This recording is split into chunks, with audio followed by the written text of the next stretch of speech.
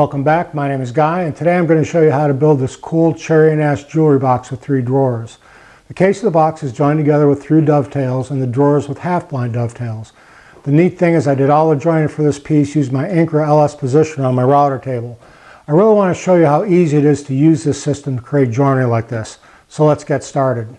Now this is my Incra LS Positioner on the router table I built not too long ago. And no matter how you make dovetails, cutting them by hand or using any kind of commercial jig, dovetails may seem a little complicated. The LS Positioner with the multitude of included templates, in my opinion, is by far the easiest and most versatile way to make them. Well, this is a cherry board I'm going to be using for the project. It's about 50 inches long, about 9 1/4 inches wide, give or take, and a little over a ½ inch thick. But it's important to know how wide this board is to help me choose the template to cut the dovetails. Now this is the Incra Master Reference Guide and Template Library that comes with your LS Positioner.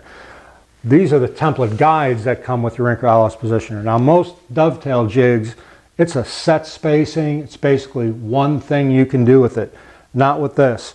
You can do through dovetails, half-blind dovetails, double dovetails, box joints. There's really quite a bit of things that can do with this. So I need to take that measurement before, which I said was 9 1/4 inches, and start looking through this template guide and figure out which pattern I want. And I've already done that, and I've decided on dovetail Q. Now we know the width of our board is 9 1/4 inches, and we know that we want to put the dovetail pins on the side of the board. So if I take my ruler and I start it here, approximately in the center of one of these pins, and then look over here where 9 1/4 inches, it's off in space where the dovetail is actually going to be, or the tail part of the dovetail is going to be. So I want to be about right here. That's 8 1/2 inches. So if I make my board 8 1/2 inches, I know I'm going to have a pin on either side of that board. Well, now that we've decided on what dovetail template to use and what the width of our board needs to be, we need to figure out which bit we're going to use. Now I want to use ½ inch stock for a through dovetail, and it's telling me, if I look over here, that I need a ½ inch 10-degree dovetail bit. Another very important thing to take a look at is the approximate depth of cut, which is 1/2 inch. So taking those numbers, I can go over my router table and start setting it up to cut these. Now I've got the bit chucked up in the router. I just need to raise the bit up until it's at a ½ inch.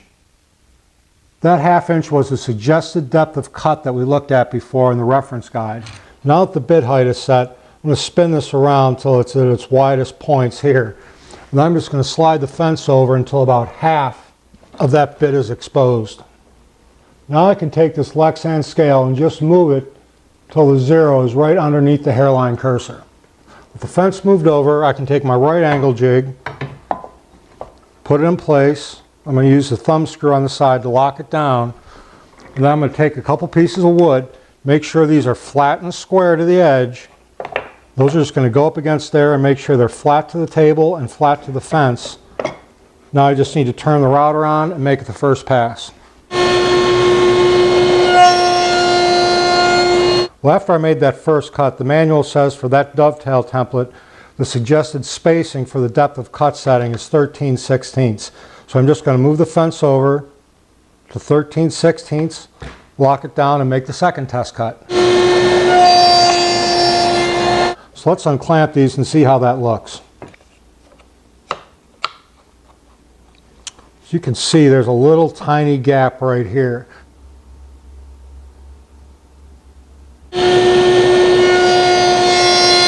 And we'll have to slowly raising the bit up and creeping up on the cut. This was the 4th test cut. It only took about 5 minutes. And now I'm left with a nice, perfect dovetail joint. Now this next step is very important. I do not want to change the depth of cut on my router bit anymore. I want to leave it exactly where it is. So I've got my board here, and it's just a little bit thicker than this, and I want to plane this down until it's the same height as this bit.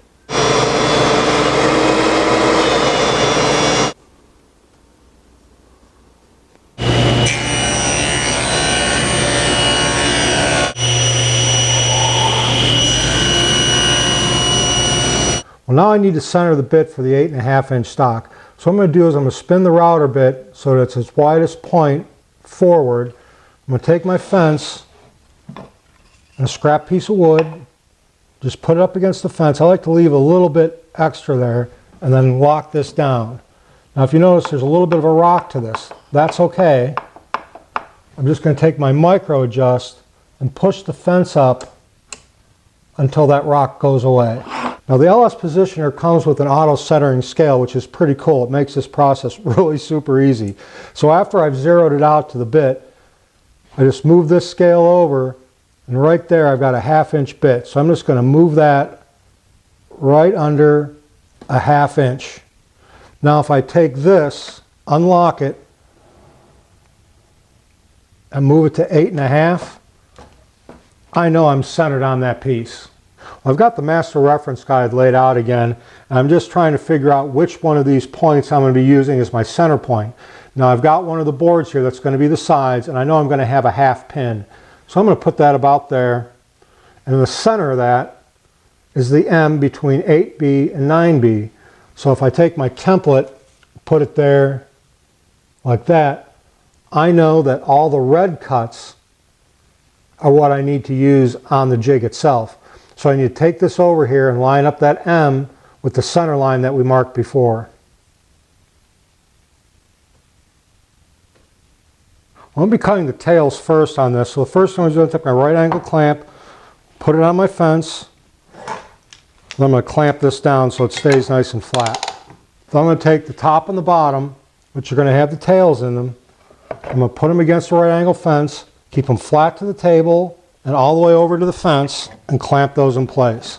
After I've removed the clamp from the right angle fence, I can release the clamp on the carriage, and I'm going to start cutting the tails first like I mentioned before. And those are actually the blue marks, and I'm going to start at 3A. So I'm just going to slide the carriage over to 3A, lock it down, make the first cut, unclamp it, keep moving over, and keep going all the way up the blue marks until I have the tails cut on the board.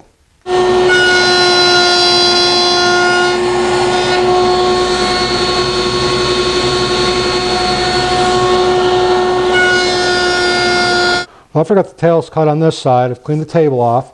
I just need to unclamp this, flip it around, then I just need to repeat the steps for this side. Now let's take the clamp off. There we go, I've got all my tail boards completely done. Well, now that the tails are done, I need to work on the pins. So I've got the pin boards in the right angle fixture the same way I did for the tail boards. I need to go down, unclamp the carriage, start working on the red marks this time on the template, and just move down the line and cut all the pins. Alright, so now I've got all the pins cut. I just need to do one more operation and then we can be able to put this case together. So I've got one of the pin boards, and I've also got the stop that comes with the positioner. And what I want to do first, I want to take the router bit, I'm just going to spin it by hand till it's its widest point facing this way. I'm just going to move this board up here. I don't want to slam it into there, but just barely kiss it. I'm going to take this Incra stop, tighten it down. This bar here I've left a little loose. I'm just going to take that and push it up until it touches that wood. The fence is set at the first position of one of the red numbers, and that's the pin numbers. That's the ones we used on the pin boards. So I'm just going to take a rubber-soled push block, keeping it flat to the table, push this in until I hit that stop. I don't want to ram it in there. I just want to touch it. So I'm going to flip the piece around, do this, move it to the next position, and do that.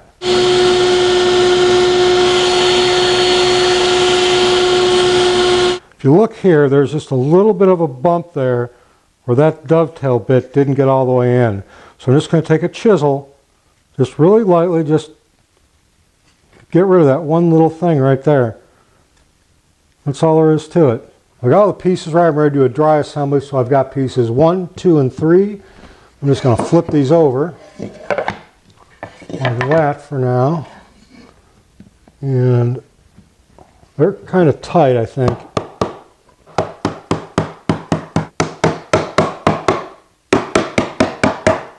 I've got my drawer sides and front milled to the correct width I want for the drawer size, and I've decided on dovetail H. The reason for that is I've got the drawer front is going to have the pins on it, and I want a half pin on either side of that. So that gives me that. This template also tells me that I need to use the A cuts or the blue cuts for the pins and the B cuts or the red cuts for the tails. Now my template's also telling me that I need 3/8 inch material for half blind dovetails, which I have. I also need a 3/8 by 9 degree dovetail bit to make these, which I also have. And the process is basically the same thing that we did before. I need to use the approximate depth of cut to set the dovetail height. I need to center, and another thing I need to know is the approximate rabbet width, and I'll show you what that's for later. Well, just like before, I set the depth of cut until I got a nice tight fit. I've centered the bit, and I put the template in at the 7B along that center line. I mentioned before that I need to make an 1/8 inch rabbet.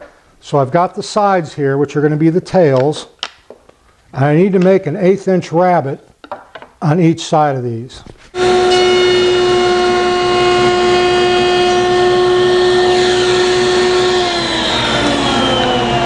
Well, the sides have got that 1/8 inch dovetail rabbet in it now, and I've put these back to back to back to back to back to back like that. And I'm actually going to cut these all at once. So I've got my right angle fixture back on here.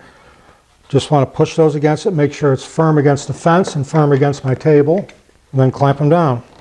Now that I have those clamped, I'm just going to make the 3 B cuts, flip these over, and do the same thing on the other side.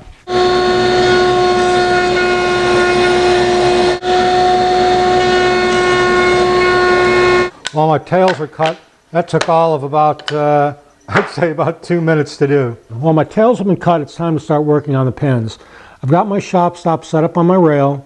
The stop itself is raised up above the dovetail bit and covers just a little portion of the bit at its widest point. I'm going to do some test cuts, and that's going to tell us exactly where this needs to be after we make those.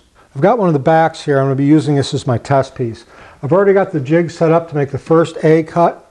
There's going to be a total of 6 cuts total, and I just need to take this, push it in till it hits this, pull it back, move the jig over, and make the next cut. So this is the test piece right here, and this is one of the tail boards I cut before. Just going to fit that in there. Nice tight fit. And I can see that this is standing about a 1/16 of an inch proud of this piece.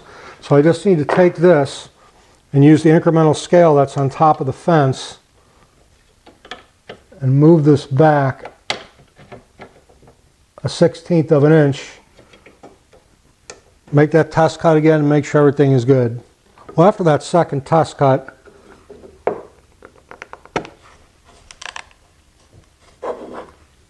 okay, that's a nice flush fit and it's a nice tight joint. So now I just need to go ahead and run the rest of the pieces.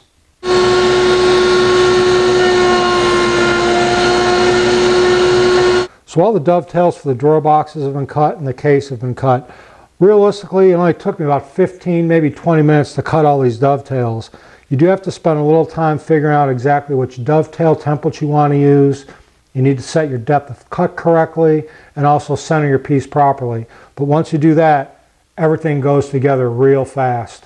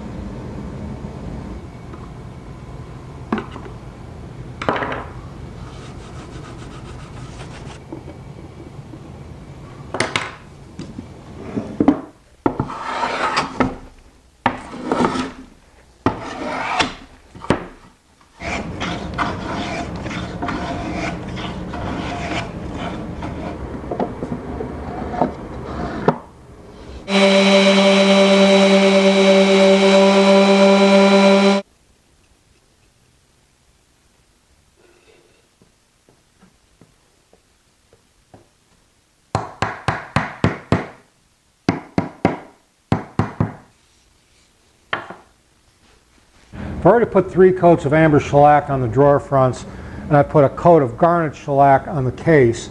It's got a real nice reddish color to it now. So I'm getting ready to put water locks on here, and this is just a wiping tongue oil, almost like a poly. I'll probably end up putting 2, maybe 3 coats of this, and I've got to wait 24 hours between coats on it, so it's going to take a couple days to get it finished.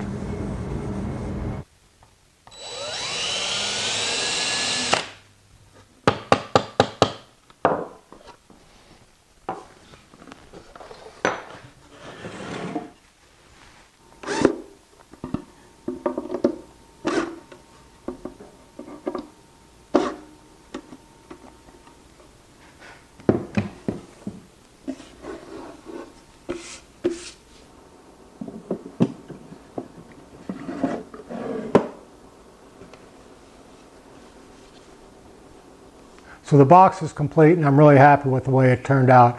I think the cherry and ash really complement each other, and the piece has a, I guess you could say, a very organic look to it. The LS Positioner is more than just a great router fence. It's also a great tool for joinery using the templates in the incremental positioning system. If you have one of these fences, you already know how easy it is to use. If you don't and you're looking to upgrade your current router fence, I can't recommend the LS Positioner enough. Thanks for watching, and we'll see you next time.